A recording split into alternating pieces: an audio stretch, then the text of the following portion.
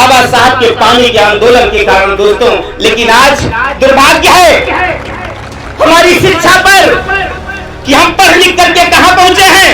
एक नल की बोरिंग कराते हैं तो लड्डू किसको खिलाते हैं। ढूंढने लोगों को एक भी महाविद्यालय समाज के पास नहीं है। कौन संगठन और लाखों संगठन के करोड़ों कार्यकर्ता, मिशन एक है बाबा का, लेकिन पूरा नहीं हो पा रहा। क्या था मिशन? चित्र देख लीजिएगा या फोटो देख लीजिए, आस्था ढकने का भी कर देना पड़ता था। मालूम है आप लोगों को? आप कपड़ा पहनने के अधिकारी नहीं थे। हमारी माता कहती है जो लिखा भरा वो बिना किए कुछ मिले थोड़ा, यो बात ही नहीं सकता। जीत करके भी आगे 5 साल की तैयारी करने पर जुट जाता है। जीतता है फिर भी, जीतने के बाद भी आगे 5 साल की तैयारी के लिए जुट जाता है। हम 1 सीट नहीं पाते हैं तो 70 वाली में मस्त हो जाते हैं। घर में टोपी वाले, एक घर में एरियल वाले, बैरियर वाले, टेग मार्क वाले, एक गांव में सब रहते हैं और सबको सुरक्षा प्रदान करता है वो भारत का संविधान। ध्यान रखिएगा, अब बाबा साहब वो ब्रांड हो गए हैं भारतीय समाज के, जिन्हें चोर डाकू भी इस्तेमाल करेंगे इस नीले झंडे को लेकर के। आज मैं कहता हूँ इस मंच से कि मसराम बहुत, अगर तुम अपनी चमड़ी उतार करके बाबा के लिए जूता बनवा दोगे तब भी उनसे आप पूरी नहीं हो पाओगे। बाबा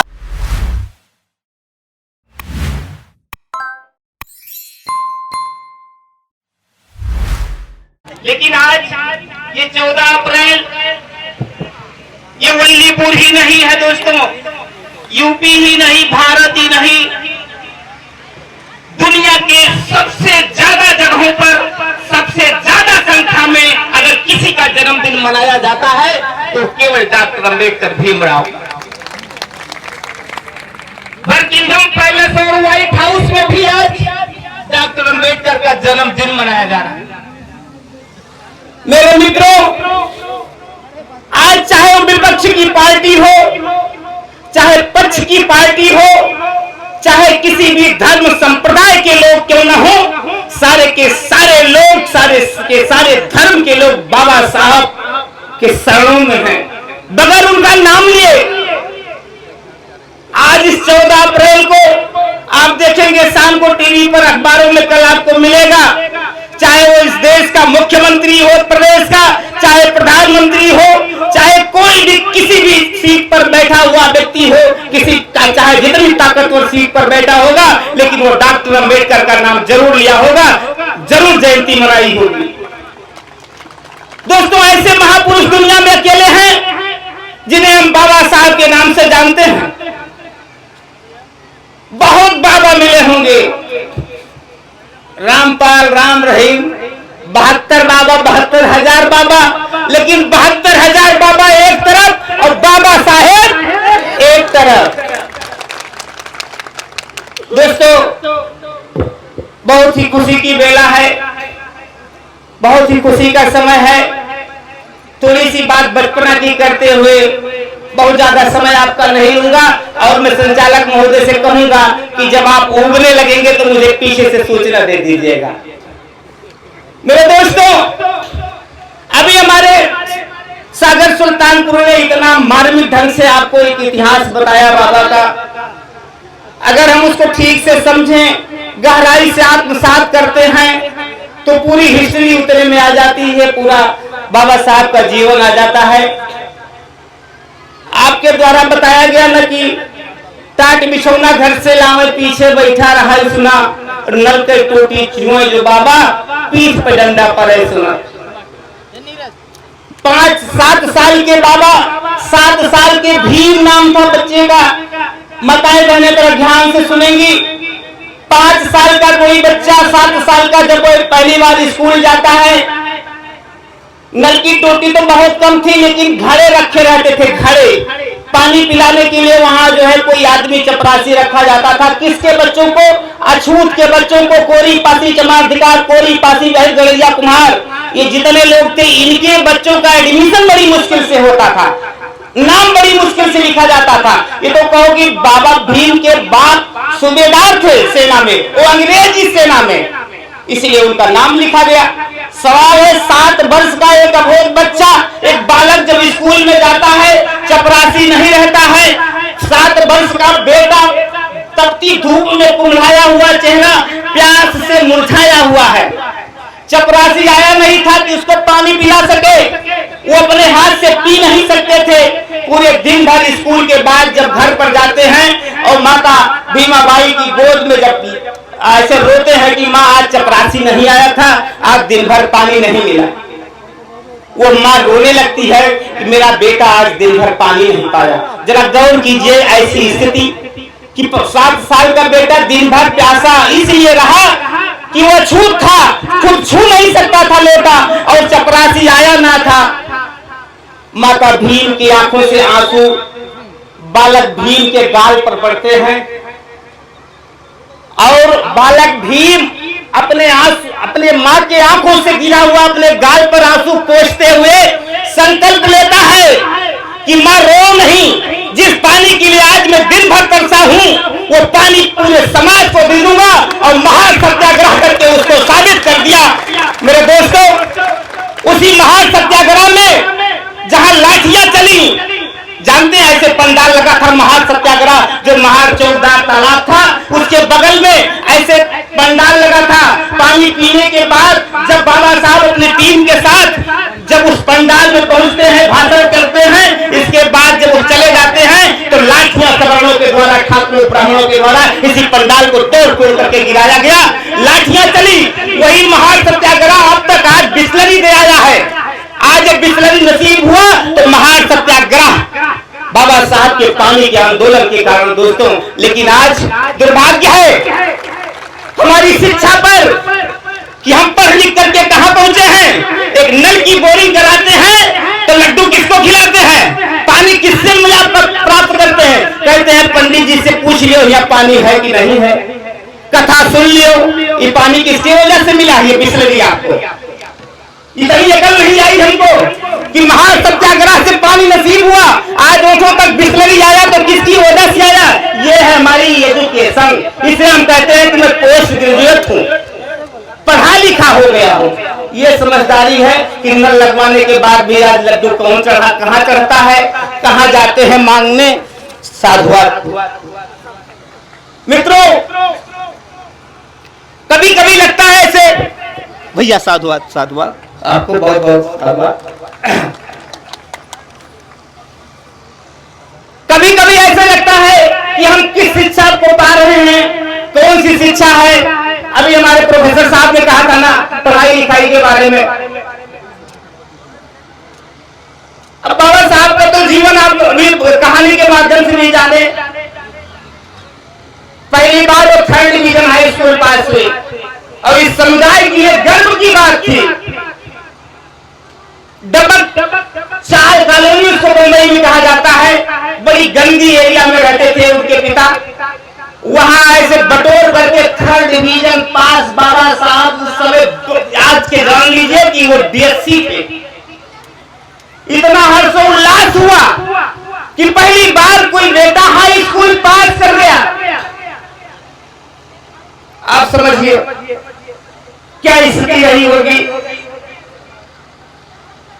दोस्तों। बहुत बहुत साधुवाद बड़ौदा नरेश सयाजीराव गायकवाड़ का, कोल्हापुर रियासत के महाराज छत्रपति साहू जी महाराज का, जिनकी वजह से आज महामानव बनकर के हमारे बीच में हमारे उद्धारक के रूप में है। सम्मानित मित्रों, बाबा साहब का जो जीवन परिचय है, जो उनका जीवन संघर्ष है, आप तमाम वक्ताओं के साथ सुने होंगे। केवल इतना मेरा कहना है मित्रों कि अगर बाबा साहब के 3 नारे शिक्षित बनो, संगठित हो, संघर्ष करो की बात करते हैं, क्योंकि प्रेरणा लेना है जीवनी से, उनके जयंती से, उनके जीवन संघर्ष से। अगर हम प्रेरणा लेना चाहते हैं, हम सीखने के लिए आए हैं, हम समझने के लिए आए हैं कि जिस बाबा साहब ने कहा था पहले शिक्षित हो जाओ, पढ़ लिख लो, तो कैसे शिक्षित हो जाओ। शिक्षित क्या आप नहीं है, आप शिक्षित हो जाओ, संगठित हो जाओ, फिर संघर्ष करो। तो कौन सी शिक्षा की बात की थी, इसी एकेडमिक एजुकेशन की, इसी शिक्षा की बात की थी जिसको पढ़ करके आज यहाँ 14 अप्रैल को अम्बेडकर जयंती मना रहे हो। अब घर में हमारी माताएं बहनें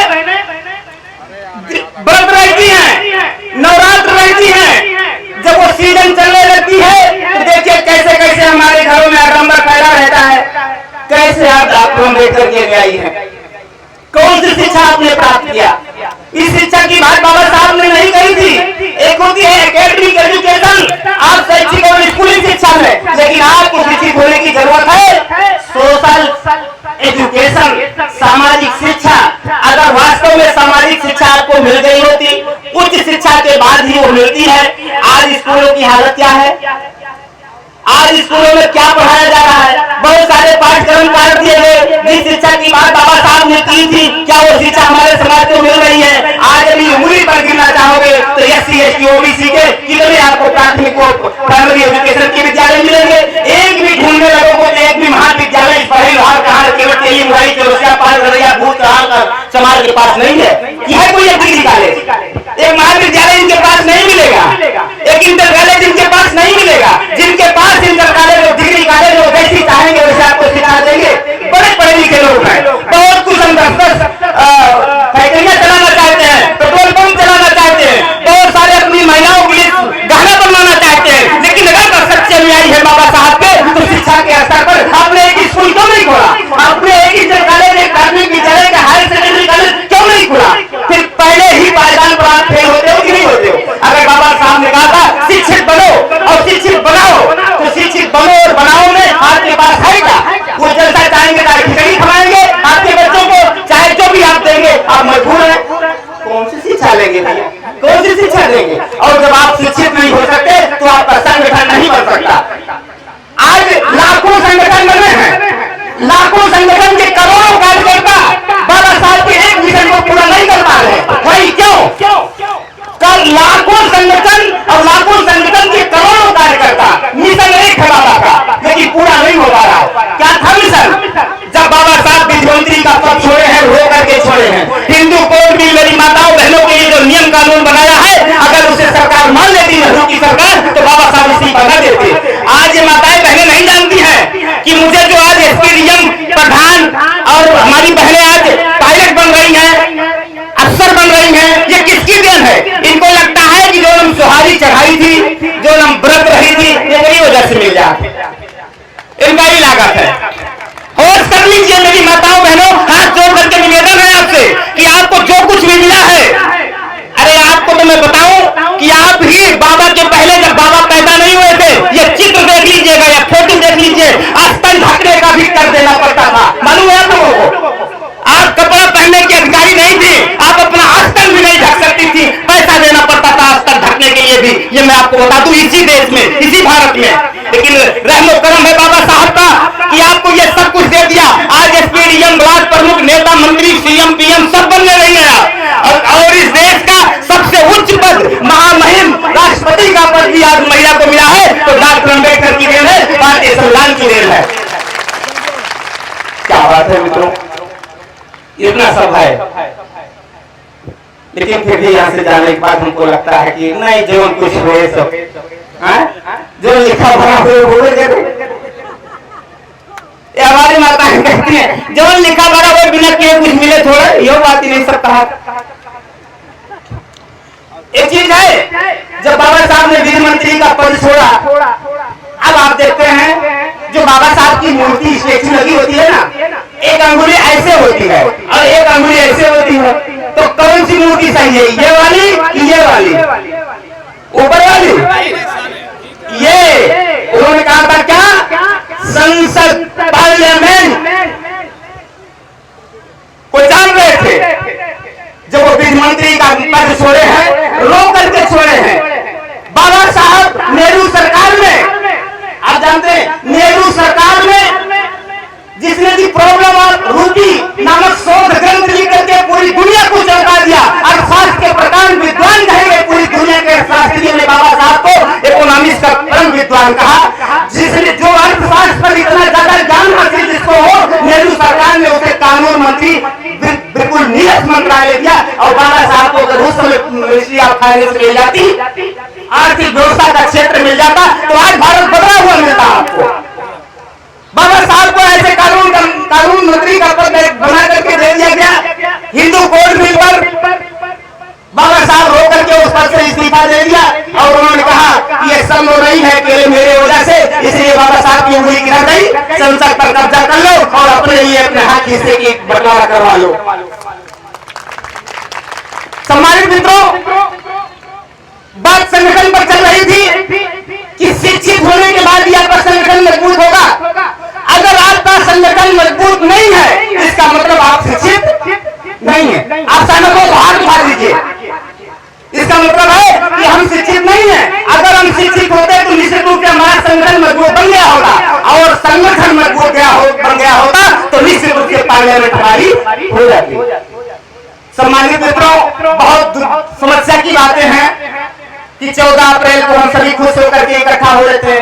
बहुत बहुत हमारे आयोजक साथियों को बहुत बहुत बधाई, और हमारे जो गायक मंडली है बहुत कुछ हमको सिखा रहे हैं। मंच पर बहुत अच्छे अच्छे विद्वान साथी बैठे हैं, बड़ा अच्छा लग रहा है। लेकिन बस 14 अप्रैल तक ये तकलीफ है कि 14 अप्रैल तक वही क्यों? एक जिसकी लड़ाई, जो आपका हिस्सा और अधिकार लेकर के बैठा है, जो आपके हिस्से पर कुंडली मार करके बैठा है एक वर्ग, वो वर्ग चुनाव जीतते ही फिर से तैयारी में चल जाता है और आप मस्ती और 70 वाली में बच जाते हैं। मामला क्या है? वो जीत करके भी अगले 5 साल की तैयारी करने पर जुट जाता है। जीतता है फिर भी, जीतने के बाद भी अगले 5 साल की तैयारी के लिए जुट जाता है। हम 1 सीट नहीं पाते हैं तो 70 वाली में मस्त हो जाते हैं। क्या बात? यह है 14 अप्रैल की ताकत। क्यों भाई? यही 14 अप्रैल की ताकत ना, यही लगता है कि हम बाबा के सच्चे सिपाही हैं, बाबा के अनुयायी हैं। कैसे हो भाई? तो शिक्षित होने की जरूरत है मित्रों। एकेडमिक शिक्षा से काम नहीं चलेगा, आपको सोशल शिक्षा की जरूरत होगी। और उसके लिए बाबा साहब ने क्या कहा? 1950 में उन्होंने पहला संविधान दिया आपको, और वो आज अगर पूरी दुनिया बाबा साहब को नतमस्तक करती है तो वो किस विधा पर, किस ज्ञान पर?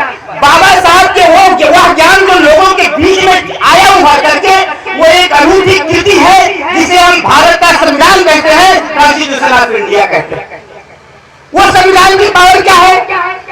दुनिया का सबसे बड़ा और लिखित संविधान है। दुनिया में इससे बड़ा लिखित संविधान नहीं है। और वो संविधान जो एक घर में 20 प्रकार के 20 लोग हैं एक घर में, तो 20 देवता मानत है, 20 मियर के खाना, 20 मियर के पहनावा, एक कई घर में टोपी वाले, एक कई घर में एरियल वाले, बैरियर वाले, टेड मार्क वाले, एक कई गांव में सब रहते हैं, और सबको सुरक्षा प्रदान करता है वो भारत का संविधान। वो दुनिया का अनूठा संविधान सबको सुरक्षा प्रदान करता है, सबकी बराबरी करता है, सबको बराबर का अधिकार देता है। इस संविधान के बारे में जब दुनिया के लोग पढ़ते हैं, जब दुनिया के लोग पढ़ते हैं कि विभिन्न भारत, विभिन्न संप्रदाय का भारत, विभिन्न धर्मों का भारत, विभिन्न वेशभूषा का भारत, विभिन्न विचारधारा के भारत के लोगों को एक करने की ताकत अगर रखता है तो केवल भारत का संविधान रखता है। भारत के संविधान में ही वो ताकत है। इसलिए वो कहते हैं कि अगर इतना अच्छा संविधान जो इतने लोगों को, इतनी विचारधारा के लोगों को इकट्ठा करता है, तो जिसने इसको बनाया है वो कितना महान होगा।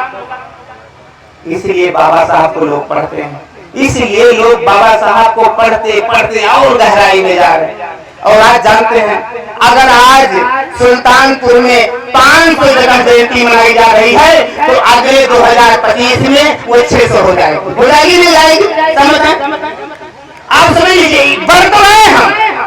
समस्या यही कि जयंतियां बढ़ रही हैं, जयंतियां मनाने में खूब आगे हैं। अब ध्यान रखिएगा, अब बाबा साहब वो ब्रांड हो गए हैं भारतीय समाज के, जिन्हें चोर डाकू भी इस्तेमाल करेंगे इस मेले झंडे को लेकर के। ध्यान रखिएगा, इतिहास अपने की पुनरावृत्ति करता है, इतिहास दोहराता है अपने आप को कि जब भी आपके साथ लूटमार होगी, आपका झंडा दिखा करके आपके लोगों पर चोले उड़ा करके ही आपके साथ डकैती होगी। तो ध्यान रखिएगा, ये जयंतियां खूब मनाई जा रही है, रिजल्ट क्या आ रहा है? बाबा साहब को मानने वाले लोग एक क्यों नहीं हो पा रहे हैं? क्या बाबा साहब का मिशन अनेक है? बाबा साहब का जब मिशन एक है तो हमको एक होना चाहिए। इसका मतलब हम शिक्षित नहीं हैं, कहीं कहीं दिखावेपन में हैं, कहीं कहीं इसलिए भी हम जयंती मनाते हैं कि हम अपने आप को प्रसिद्धि पाना चाहते हैं, हमको लोग जान जाएं, हम फेमस होना चाहते हैं। मेरे दोस्तों, अगर डॉक्टर अम्बेडकर को आप जानते हैं तो डॉक्टर अम्बेडकर का पहला वो यूनिक ग्रंथ जिसे हम भारत का संविधान कहते हैं, तो भारत के संविधान से जो कुछ लोग भी गए वो 1932 से गए हैं। 1932 में जब गोलमेज सम्मेलन हुआ तो वो अधिकार आपको मिल गया। 1930 की एक घटना मैं आपको बताता हूं। 12 नवंबर 1930 लंदन का जेम्स पैलेस हॉल, लंदन का जेम्स पैलेस हॉल 12 नवंबर 1930 को 89 लोग बैठे थे जेम्स पैलेस हॉल में। कई लोग बैठे थे? 89 लोग बैठे थे। 55 भारत के, ब्रिटिश भारत के लोग बैठे थे और 22 राजा महाराजा थे। भोपाल के नवाब आगा खान भी थे, जिन्ना थे और सयाजी राव गायकवाड़ थे, बड़ौदा नरेश, यानी 89 और 25 से ज्यादा लंदन यानी ब्रिटिश राजनीतिक पार्टियों के विद्वान लोग थे उस सभा में। और उस 89 लोगों में जब लोगों का भाषण हुआ, प्रधानमंत्री रविंद्र मैकडोनाल्ड ने उसकी अध्यक्षता की और किंग जॉर्ज पंचम ने उसका उद्घाटन किया। उस समय जानते हैं 5-6 भाषण के बाद सारे लोगों की निगाहें डॉक्टर अम्बेडकर की तरफ देख रहे थे। मेरे दोस्तों, उस हाल का अगर नजारा वास्तव में बताया जाता, देख करके सुनाया जाता, तो उस समय बाबा साहब इतने ओजस्वी लग रहे थे क्योंकि उनको आमंत्रण मिला था। वो इसलिए गौरवान्वित हो रहे थे कि उस जाति के व्यक्ति को ब्रिटिश गवर्नमेंट ने आमंत्रण दिया है जिसकी जाति को अछूत कहा जाता है और दुनिया की वो सबसे बड़ी पंचायत, दुनिया के वो सबसे बड़ी परिषद में बुलाया गया था बाबा साहब को, जिसे हम गोलमेज सम्मेलन कहते हैं। सारे लोगों की निगाहें बाबा साहब की तरफ थी। सूखे बूढ़े बाबा बड़े गौरवशाली उसमें परफॉर्मेंस में हाई पर्सनालिटी दिख रहे थे, एक शानदार पर्सनालिटी में। 4.5 लोगों के वक्तव्य के बाद जब बाबा साहब का भाषण लगा तो लोगों को लगा कि अब बाबा साहब क्या बोलेंगे, कैसे बोलेंगे, क्या बात है। लाइफ एंड मिशन पढ़िएगा मेरे दोस्तों। आंसू निकल आते हैं जब बाबा वहां गरजते हैं तो लगता है कि बाबा मेरे उद्धारक थे, वो ना होते तो मेरा क्या होता। आज मैं कहता हूं इस मंच से कि मसराम बहुत, अगर तुम अपनी चमड़ी उतार करके बाबा के लिए जूता बनवा दोगे तब भी उनसे आप पूरी नहीं हो पाओगे। बाबा का इतना कर्ज है हम पर, बाबा का इतना उपकार है इस देश पर, पूरे भारतीय समाज पर और खासतौर से इस बहुजन समाज पर इतना उपकार है बाबा का कि बाबा के बच्चे, बाबा का परिवार यहाँ खाने के लिए दाने को तरसता रहा और बाबा साहब आपके लिए 7 समुद्र पार लंदन में लड़ते रहे, अंग्रेजों से भिड़ते रहे। दोस्तों, उस गोलमेज सम्मेलन में जब बाबा साहब बोले हैं, अंग्रेजों को लगा कि मैंने आमंत्रण दिया है, ये कांग्रेस के साथ वहां आंदोलन में नहीं है तो हो सकता है हमारे बारे में बोले।